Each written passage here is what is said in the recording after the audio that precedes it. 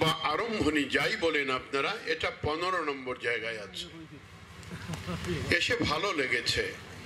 ভালো লেগেছে এজন্যে যে এখানের যে সাইট সিলেকশন হয়েছে, এখানের আমার বিভাগের ডিএফও থেকে আরম্ভ করে আমার মহাপাত্রজিও এখানে কয়েকবার এসছেন, যিনি বরাক উপত্যকা দেখে তারা চেষ্টা করেছেন যে এই সাহিত্য মনীষী উপবনটাকে যাতে আগামী দিনে একেবারে সম্পূর্ণ করে এই অঞ্চলের মানুষের কাছে, করিমগঞ্জ জেলার কাছে উপহার দিতে পারেন, তার প্রয়াস হয়েছে।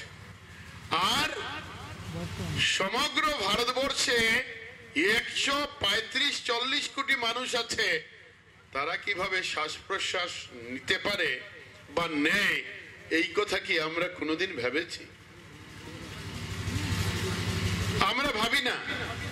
আমরা মনে করি আরে গাছ কাটলেই কি, লাগালেই কি, থাকলেই কি, মরলেই কি।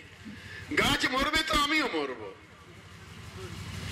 যার জন্য মহাপুরুষ বলেছেন শঙ্করদেব, তিনি সমগ্র বিশ্ব খ্যাত একজন মহাপুরুষ, তিনি বলেছেন এক বৃক্ষ 10 পুত্র সম।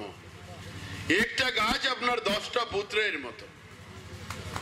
10টা পুত্র আপনাকে যে কাজ করবে, করে দেবে, যে সহায়তা করবে, সেই সহায়তা একটা বৃক্ষ আপনাকে করে যাচ্ছে। কিন্তু আমরা বড় নগণ্য করে, উপেক্ষিত করে তাকে ছেড়ে দিয়েছি, রেখে দিয়েছি, ধ্বংস করে যাচ্ছি। আর এই ধ্বংস লীলায় অনেক মানুষ নৃত্য করে যাচ্ছে, অনেক মানুষ নৃত্য করছে।